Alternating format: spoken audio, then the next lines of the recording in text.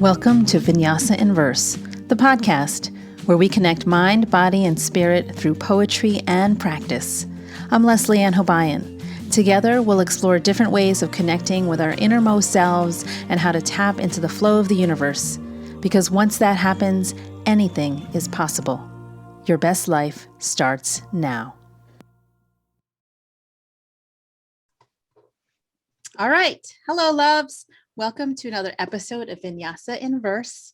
How are you on this beautiful day? I hope wherever you are that you are able to take a breath, to really be present in that breath and find beauty in that moment of peace. Okay, so today I have a very special guest, a beautiful person who I've known for a long time, but we haven't actually seen each other in a good chunk of time. But I want to welcome to the show a very awesome woman who is doing some amazing things with comics, which I am so enjoying. I'm gonna share her handle, her Instagram handle on the show notes so you guys can check out what she's doing. She's got some great stuff. But I know her as a fiction writer. So it's really wonderful for me to welcome Isabel Garcia-Gonzales. Woohoo! Thank you so much for coming. I'm so glad. For having me. Yeah, I'm so glad we got to connect. And I know that for those listening, we have we almost live like parallel lives. Like our oldest daughters are basically the same age. I think they're only like a few days apart. Yep. And we're struggling. I don't want to say struggling. I don't want to put we words. have struggled in the past. I was thinking we're wrestling with 3 kids. We'll say wrestling instead of struggling. And while doing the mom thing and the job thing and the writer thing. And so it's just really great to connect with you here. I'm so excited. So I'm going to see what our conversation holds. But first, let's open our conversation with The Gift by Hafiz and see what Hafiz will share with us and maybe start us off with our talk. Oh, that's too long. I never do that on the show. I always just go with whatever comes out. But that one was like 3 pages. I was like, no. We're not going to go that one. All right, let's try again. Okay, here we go. I like this one. All right, it's called Why Aren't We Screaming Drunks? Why aren't we screaming drunks? Okay. The sun once glimpsed God's true nature and has never been the same. Thus, that radiant sphere constantly pours its energy upon this earth, as does he from behind the veil. With a wonderful God like that, why isn't everyone a screaming drunk? Hafez's guess is this. Any thought you are better or less than another man quickly breaks the wine glass. All right, I think I have to read that again. Yeah. Because I'm trying to wrap my head around that. I was like, what did I just read? Okay, why aren't we screaming drunks? The sun once glimpsed God's true nature and has never been the same. Thus, that radiant sphere constantly pours its energy upon the earth, as does he from behind the veil. With a wonderful God like that, why isn't everyone a screaming drunk? Hafez's guess is this. Any thought that you are better or less than another man quickly breaks the wine glass. Or woman. We'll put woman in there. Any thought that you are better or less than another woman quickly breaks the wine glass. So what kind of message is coming forth for you in this poem? What do you notice? Yeah, go ahead. I was thinking about the broken wine glass and like of it being a vessel, us being vessels who could have the potential to receive this incredible radiant light or whatever it was at the beginning that was rained down upon us. But we do these human things of comparing ourselves to other people. And so our vessels are sort of broken and can't hold all of the, all of the amazing things raining down on us is kind of what I gathered from that. Yeah. Well, it's almost like the sun and the radiance, the word is radiant sphere, right? So it's pouring its energy, and it's not fair because I have the poem in front of me, so it's not fair for you.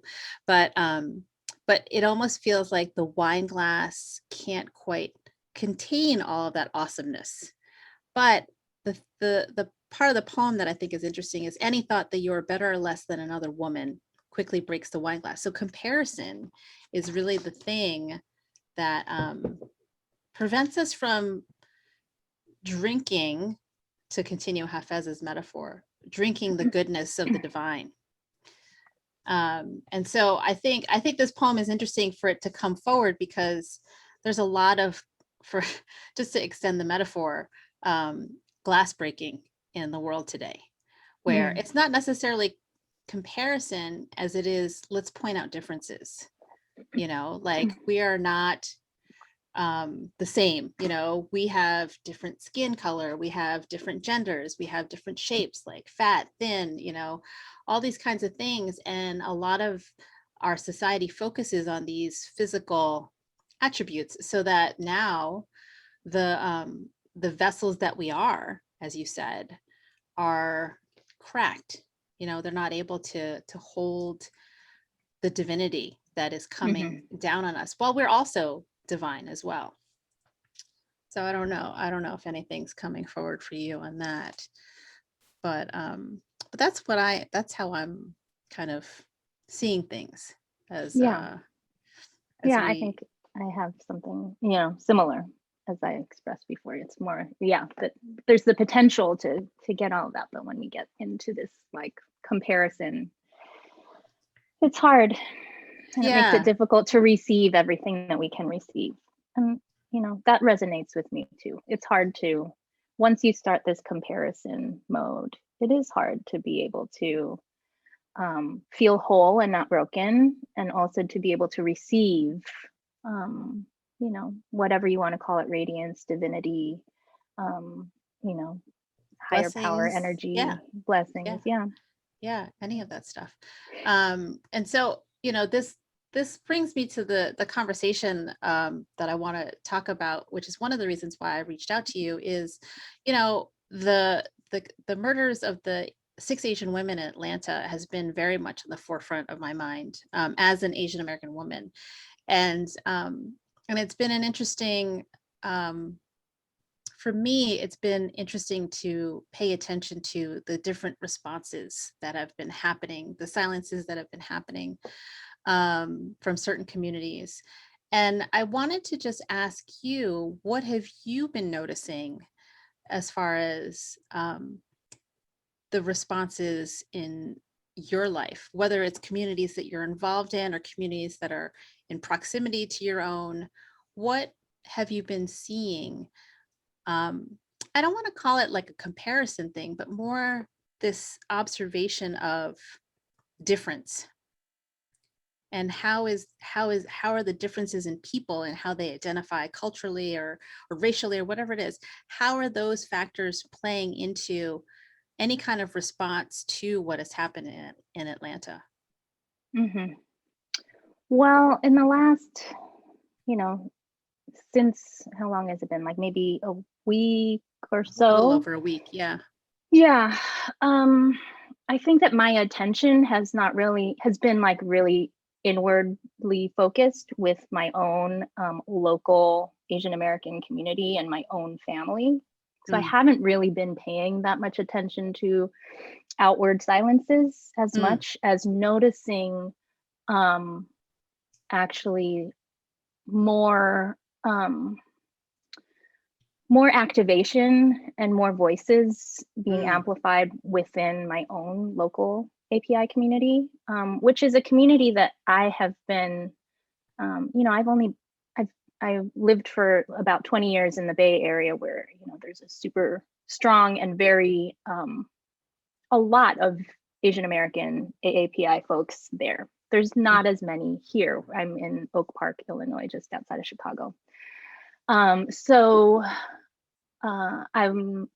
I've been involved. Like, one of the first things that we did when we moved here was to where are the other Asian American folks? So we connected, and that's been really wonderful. And I feel like it's been, I haven't connected like broadly. Like there's certain folks that over and over we connect with, who we're close to, or that I'm in my Asian American Writers Collective with. But I feel like once, there has been an increase in anti-Asian violence lately, I think that the community here has become very activated and wanting to connect in ways that maybe they didn't before. Mm. So it was interesting because there was already a pre-planned community check-in for Wednesday, which I think was the day after the shootings, because of the increase in violence. And it was organized by a couple people, a couple friends of mine here in our community. And, we had tried to make it happen earlier and not that many people came. But I think because of Atlanta, a lot more people came. And I was there, and I really heard a lot of people say that they felt isolated, and that it was the first time that in a virtual space, they were in a space with only other Asian American folks, which for me is not new, but for a lot of them was really new and powerful. And I really was surprised at like how much people really needed that community. Yeah. So a lot has happened since then. We had an in-person gathering and more people came, and then some young people in our community organized a vigil yesterday. So there's just like so much momentum and connection happening right now that I think unfortunately wouldn't have happened if, there weren't these killings in Atlanta that were so intense, that really drove people to want to come together. But yeah, I think I've been really struck by how so much of this is being led not just by Asian American women, but Asian American young women, like high school students in my area. So that's been like fantastic to just be a supporter of and let them lead, Yeah, that's really amazing. It's also interesting that you're mentioning that it's the high school students that are sort of leading the way, because recently I was talking to my own students who are college age about their generation. Generation Z seems to be this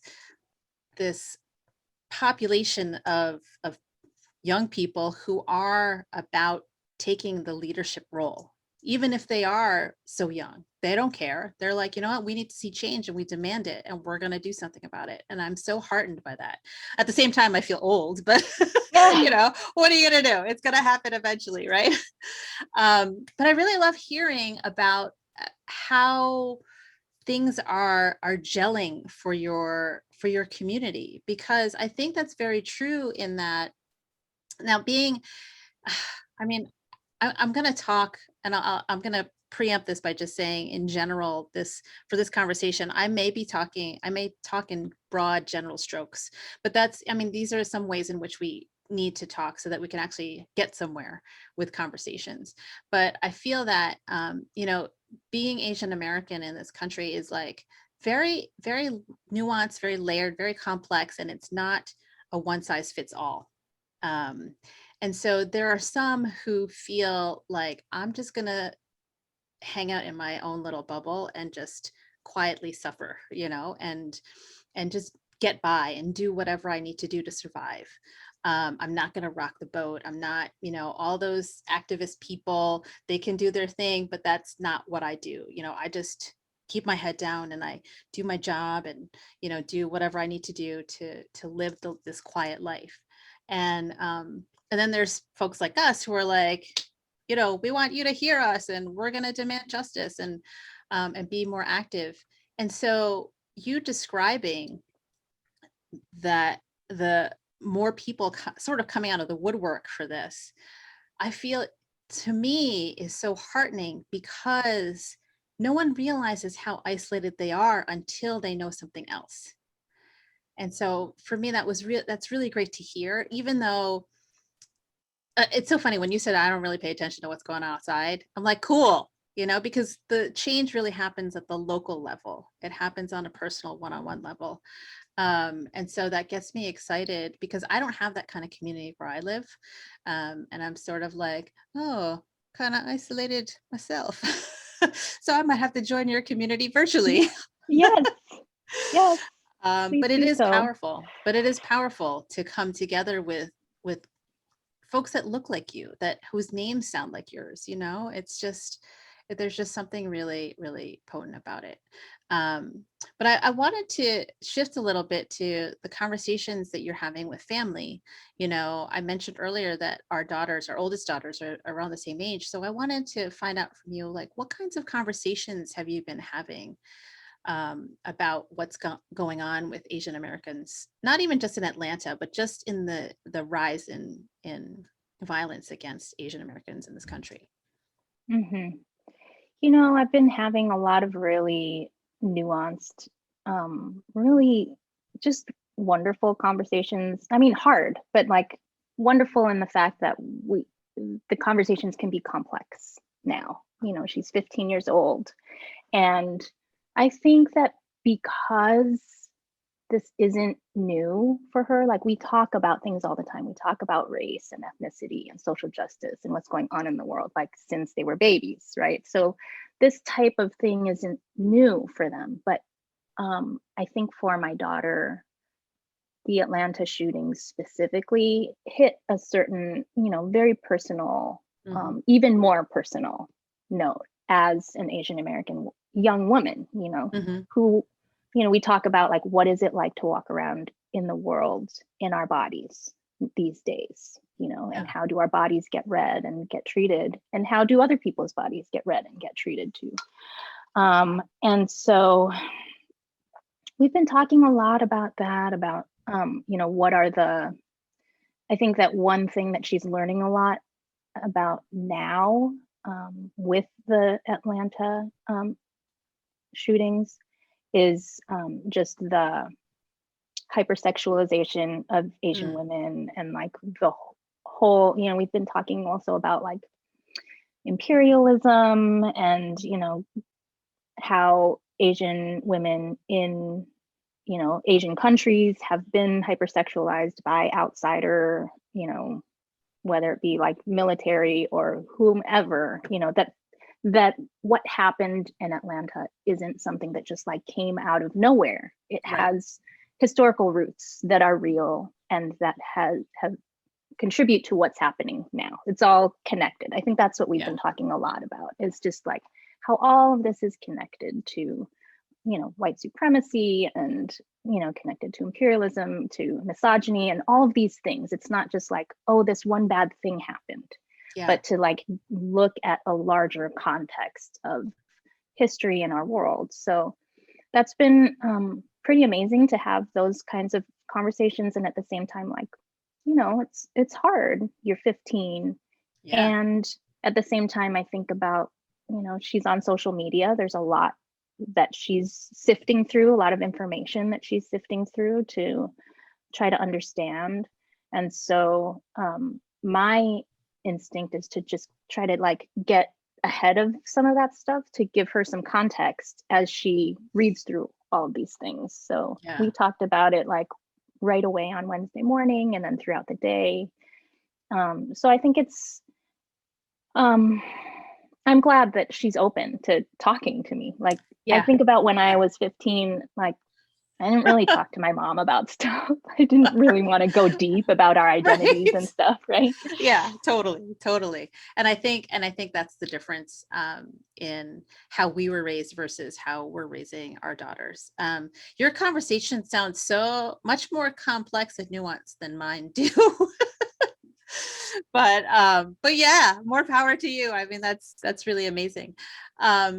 So, in thinking about this moment for Asian American communities and Asian American women, how is that coming forward in what you're creating in your creative work? Because right now tell our listeners a little bit about this comic project that you're doing. I love it, and just how the larger world is coming into these small like snapshots of your life. Yeah, so I'm calling them my fledgling comics because I'm not like a trained visual artist. I haven't studied comics or anything. But during the pandemic, I've been spending a lot of time with my kids, and my youngest kid loves to make comics. So one day I sat next to him and started making comics, and I just like somehow got hooked. And so comics for me, I think, allows me to release some of the kind of more perfectionist inclinations that I might have with writing fiction or doing really anything else, because I give up on the like, oh, I'm not trained in this. I can just like try and do whatever comes out. Coupled with, I'm also doing this thing called the 100-day project. So I've committed to doing at least 5 minutes on an index card. So it's very simple, just an index card and a black felt tip pen. And I just have to do that once a day. So because of that regular repetition, I'm just like processing my life through it, which has been pretty cool. It feels really different than processing things just like by journaling or writing just with words. But it adds this layer of images, but also like kind of really helps me go directly to either the memory or the feeling of something more so by spending some time with images, and just the act of drawing and setting aside time and having this sense of completion after a few minutes, like, oh, this thing is done because it's just a little index card, has been great. So lately, yeah, I have been like processing what's been going on, both like my conversations with my daughter and what's happening in our communities. And you're seeing that. And every day I'm putting one on Instagram. So it was really scary at first to do that. Yeah. But now you're like, oh, I'm a pro at this stuff now. No, exactly not. That's why it's so good. It's like I'm not feeling like I'm a pro. And I think that's really freeing, is to be like, I'm just doing this thing. I'm gonna put it out there, and that's it. Yeah. And it's fun, right? Mm-hmm. And it's probably like one of the more truer things you can do, because you're not attached to it. At least that's how I'm seeing it. Like, you're like, I'm doing this project, I'm going to do it. And, I got my gratification because it's complete in 5 minutes. But it doesn't give you time to think about it and analyze it. You know what I mean? And so that's why I feel like that these comics, for me, I love them because they feel so like there's so much truth in them, even though it only took you 5 minutes to put it together, even though it's only a little snapshot of whatever larger truth that you're living. And so I appreciate that. And I love the practice of it too. Do you find with the practice, what day are you on now? I think I just posted 54. Okay. Oh, so you're over halfway. I'm over halfway, yeah. So how has the practice of it been feeling, in terms of not even like the processing and the creating, but just having to show up for something every day? What's that like? I don't know, it just feels, it has brought a lot of playfulness into my life, which was difficult sometimes, like just slogging through this novel that has very like heavy, deep, kind of sorrowful sometimes feelings about it.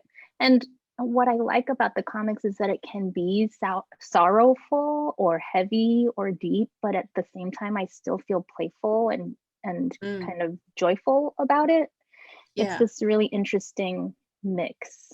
And sometimes I'm doing something different with the index card. So like maybe you've seen me do like fold the index card into this like super tiny zine and like make a little book out of it. And that to me is like really playful and joyful. Or I made that Bye-Bye-In like spinner thing. Yeah, that was cool. Which like I never would have thought to do that, but it was super fun because I'm like limited to an index card. What can I do with an index card? I can draw on it, I can write on it, but hey, I could cut it out and make this spinner or fold it into a book. So it's been fun, is what I can say about it. Yeah. And now, has any of that stuff transferred over into the work that you're doing on your novel that I you're started noticing? to put some illustrations into the novel, but Ooh. right now I decided that I'm putting the novel project right now aside because I'm really into doing these comics. And Yeah. so I'm focusing more on that, and also I'm following the energy of it, because lately the energy of the novel has been like the opposite of like attracting me and being playful, you know? Yeah. Yeah. So Yeah. rather than like struggling through it, I thought I'm just gonna put it aside for a while and just go with this energy that I'm feeling about playfulness. And also, like, it's been interesting because the comics pretty much draw from my life, Mm. and the novel is fiction. Some parts of it may connect with my life or themes from my life or experiences, but it's like made up, right? But there's something that has been pretty cool for me to look back on my life, or look at my life right now and sort of document it. Yeah. Um, and lately, I've been thinking about that even more. So we hosted this, I mentioned earlier, after the virtual check-in, we hosted a community gathering for anybody who wanted to come from our local Asian American community. And that's when these high school students showed up. Mm. And we opened it for anybody. We had like a mic set up in the park. We opened it up for anyone, and the high school students came and they wanted to tell their stories. Mm. But one thing that one of them said, like, really just struck me, and I've been carrying that with me, and that was, she said, until today, I didn't know you all were existed, like that you were a Mm. group, you know? Mm-hmm. And you know, most of the people on that group, it's organized through Facebook, most of the people are like my age-ish, like maybe parents and stuff. So there's like an age difference, right? So she said, I didn't even know that you existed, so I'm glad at least now that I know that you're here. Yeah. And then what she said was, that struck me, was, we need to hear your stories and you need to Mm. hear ours. And I Mm. was like, oh, Oh my God. that's true. Like, Yeah. you know, sometimes I kind of minimize the things that I've gone through or done, but, you know, maybe for a high school student who's organizing, it might be cool for her to hear about like stuff I did in the 90s Yeah. and the early 2000s as like a young Asian American woman Yeah. trying to find my way, you know? So Yeah. I've been I've been thinking a lot back to that time, and sort of writing and drawing about it too. Oh, that's so great. And what she said is amazing because it reminds me, and something you just said was like, we sort of take our own personal experiences for granted because we're just like, oh, that just happened. It's Yeah. like, oh yeah, okay, racism, yeah, that just happened. Like, oh, I was objectified, oh yeah, that just happened. We're Yep. very, like, I don't want to say casual, but we just accept it as this is our lived experience, right? Yeah. Hmm. And it takes someone else to say, hey, because you shared your story, now I feel normal. Like I don't feel like Hmm. a freak of nature. Like I don't feel alone. And here's my story, And I think you bringing up this young person's call for stories is so important because, I feel like especially in a year of pandemic when we're so isolated and we don't really, I mean, yeah, I mean, everyone's like, but there's Zoom and that's not the same. There's no opportunity for organic conversation, for stories just to pop up because you happen to be in the same room for whatever reason. And so I think this isolation has sort of not minimized, but I think we've lost the meaning and the importance of stories, of getting together and sharing. Because when people, I don't know about you, but when people are like, how are you doing? How are you surviving or whatever? And everyone's kind of like, yeah, I'm okay. I'm surviving. I was like, no. I really want to know, like, what'd you do today? Like what happened today? Even though if it's the same thing that feels ordinary, I feel that it gives us humanity. Mm. And I think that, I don't know about you, but I feel like this pandemic has sort of skewed our connection with our humanity a little bit. Yeah, I feel that, and at the same time, like both and, Yeah. of course. I Yeah. feel at the same time that during this pandemic, because of Zoom and virtual events, I have been able to connect with a lot more people and communities than I normally would be able to, Mm. just because I don't have to be somewhere physically, Yeah. or, you know, I don't have to be running my kids out somewhere as Right. much, or, Right. you know, I don't have to worry about who's going to be home during this evening event with my kids because I want to be, you know, downtown tonight. Right. So all of those logistics just kind of went away. And for Yeah. me, it was like super freeing, because I felt really bogged down by that, of like, I can't go to these events as much because life, you know, logistics. Right. Life with But a capital now L. I can just like show up and have a conversation with you on the East Coast, you know, squeezed into my, like, I blocked off an hour from work, but I'm still working, you know, like, there's ways to like kind of shift time and space, I think, too, during the pandemic. Yeah. I'm glad that you brought up the and, right? Because I feel like I've been also able to connect with people I normally wouldn't have because of geography.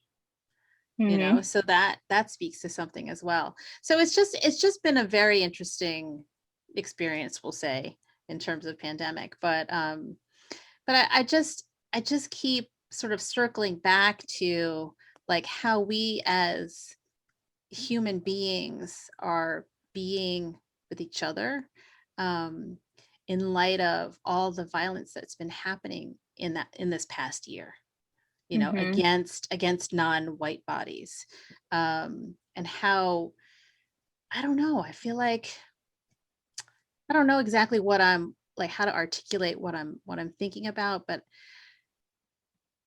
the idea of our humanity seems to have been diminished because of our, but also magnified. So this is why I'm like in a living contradiction, right? Because I think about how, you know, while we're in this virtual space, you know, it's like, are you a real person? Can I touch you? You know, can I hug you? I can't hug you because of COVID. But then when we get together, even if it's in a distance, it feels like, oh, okay, that's you. You're human. You're a physical being. So I feel like mentally, maybe that's just messing with us. I don't know. I'm just, you know, throwing things out there because I'm trying to process the effects that the pandemic has on us, right, as individuals, as humans, and then registering all the violence that has happened against non-white bodies, you know. And I don't know if you have anything to say about that, but these are just the thoughts where I'm at right now. I mean, one thing that comes to mind too, in light of the violence against specifically bodies that look like ours, right? Asian women's bodies out in the world. It's really interesting because like one of the feelings that I had was like relief at the privilege that I don't have to go out in the world as much. I'm working from home right now. And how I would be feeling a lot more fear and terror if I was, again, riding the train to work and home every day and just navigating, just being out in the world. So in a way, like, I feel like I'm in this protective bubble where I don't have to go out. So that's one thing that comes to mind. But I mean, I'm thinking it is like such a both and, of like feeling isolated and it's harder to connect with people, but at the same time, there's a lot more opportunities to connect and share virtual space with each other. I guess it depends on intention and effort, right? Because I don't know, for me, it's like, if I don't love you, I don't want to make the effort to get on Zoom with you. You know what I mean? So, I mean, there's that, but then I also think about, it's just kind of circling back to the Atlanta shootings. You know, for me personally, the silences that I am aware of are particularly from white communities, right? And how, you know, after George Floyd, there was a huge response, right? But then after this, the response, and I don't like to compare, of course, you know, every situation's different, you know, it is what it is. But I noticed that, and how quickly the narrative was co-opted by um, sex worker advocates, you know, before knowing any of the narratives of the women who were killed. There was already this assumption. And then it became an erasure of their Asianness. And so I was noticing that, but then I was also noticing, just from my own circles, that there was silence from white folks, and no one had reached out to say, hey, are you okay? You know, this is terrible. How are you feeling about this? There wasn't even a check-in. So I was like, oh, okay, I'm noticing that, and that's interesting. And now I don't know if I'm noticing that because I don't have a community like you do of Asian American people. You know, I feel isolated in that respect. I mean, I have friends, but we don't there's no like organized community where we're gathering together and processing and decompressing, or whatever we need to do. So for me, I thought that was an interesting non-response. And I feel Mm. that, you know, it's easier for white folks to look away because we're in this weird pandemic-y situation. Mm. Um, but yeah, so I just wanted to share, like, sort of my, I don't want to say, yeah, I guess my perspective or my experience of what's been happening in the days after the Atlanta shootings. Yeah, for sure. I mean, that's so real too. I think that for me, like I said, I'm like just kind of more inward focused, Yeah.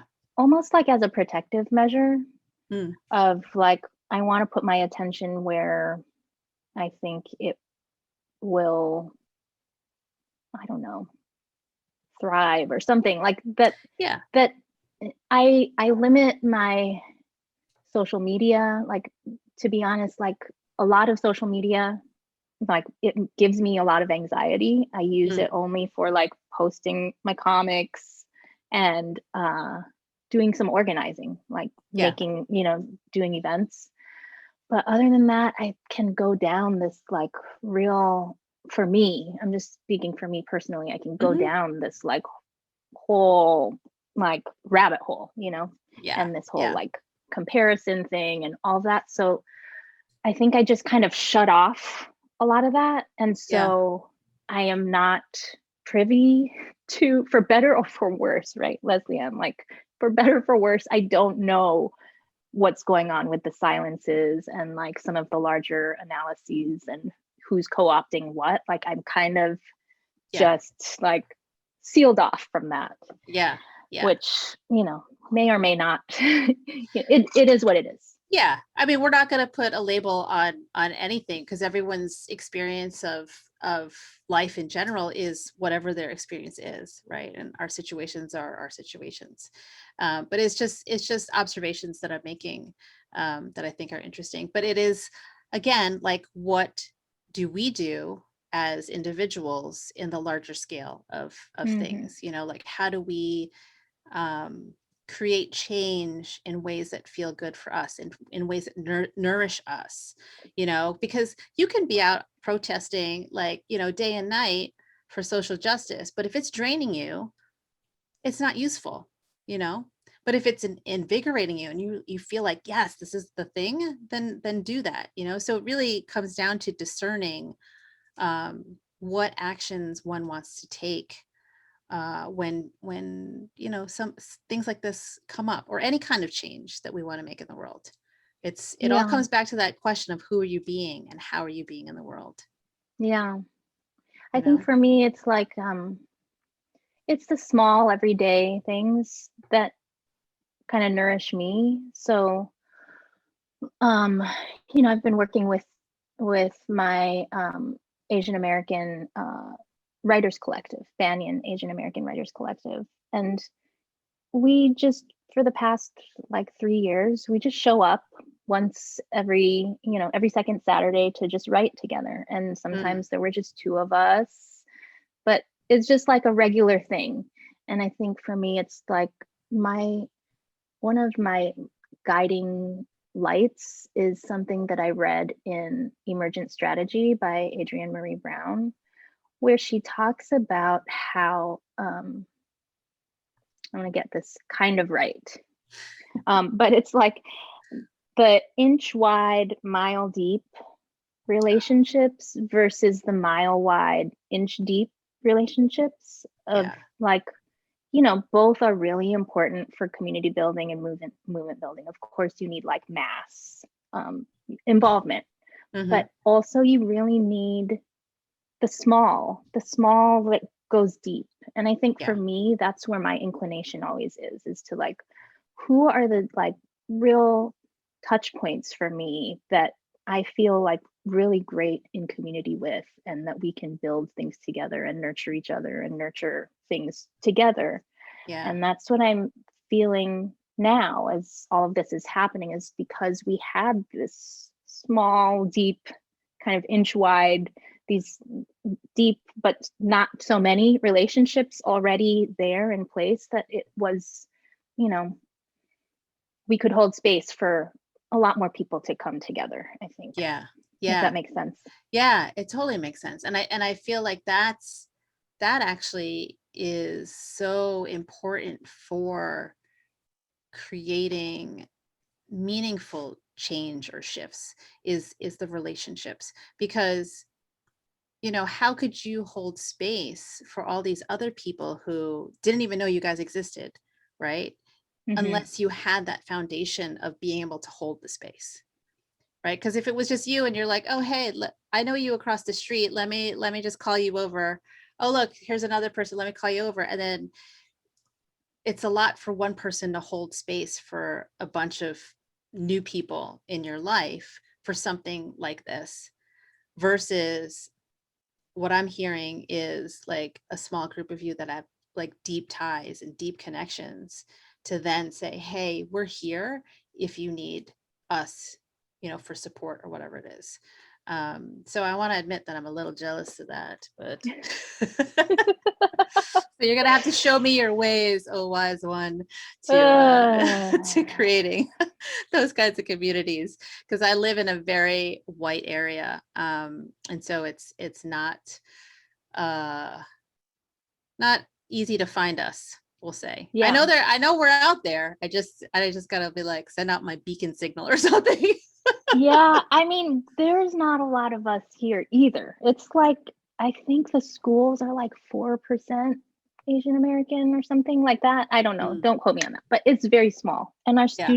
our kids feel isolated. Mm, But I don't know. I mean, I'll put it, lots of other people also have these like small, networks that, I'm just learning and being connecting with their like deep roots too. So I think it's also like this idea of like who's got their, everybody's got their their little little, pockets. yeah. And then like, okay, so I'm really into mushrooms and mycelium right now. You might have seen my Cool. comics about it. Yeah.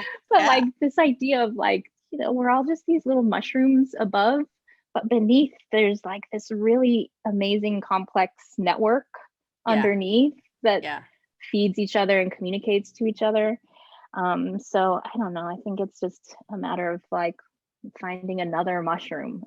Yeah. Like Yeah. then you just start to connect with Yeah. what that mushroom knows. Yeah. Yeah. Oh my God. I have to watch that film that you recommended. I still haven't gotten to it, on the mushrooms, but Yeah. so amazing.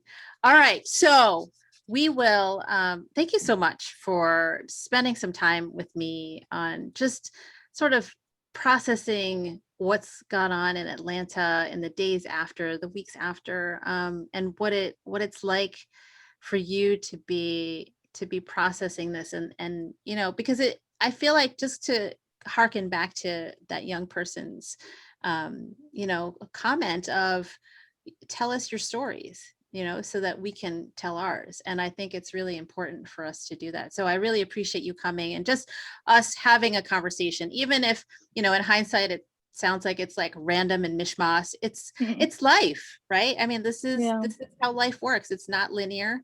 It happens as it unfolds, and it's all good. It's all good. So to close our episode, Miss Isabel, you have a poem you would like to share with us? Yes. I asked permission. This was written by my daughter, my 15-year-old daughter. Yes. I thought that if I stared hard enough, maybe the letters of my name on the yellow folded name tag, sitting propped up at the edge of my new 3rd grade desk, would one day jumble up to magically spell Ava, or Amy, or Ariana, or Anna. Their names spilled out like smooth honey, the diaphragm pushing air from the lungs into the voice box using its vocal cords to vibrate.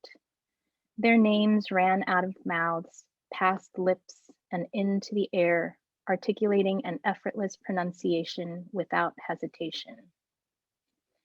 Amihan, Amihan, Amihan? Here, please, more emphasis on the me. And please shape your mouth smaller to create an sound. My name would leave their lips and the letters would come storming out of their mouths, each one violently blowing in the classroom until heavy rain poured down into a pool of water on the floor. They don't know that in Tagalog, my name means the northeast monsoon, a seasonal shifting of winds that could bring great destruction to towns, but also create the slightest humid breeze on a summer night on the island of Siquijor. I guess I am a monsoon, not Allison or Amy or Ava. I am the gentle harvest wind, but also the loud and thundering north wind. Oh my God, she's amazing. Oh my God, I love that poem. I love that poem. Thank you for sharing that. That was amazing. And I can't tell her thank you for giving permission because it's a beautiful poem, and I hope that she continues to write more poetry. Thank you. So Isabel, thank you so much for coming, for chatting with me, for taking time out of your day to talk some important things. And so for my listeners, we will close today's episode as we always do. The divine light in me bows to the divine light in you. Until next time, namaste.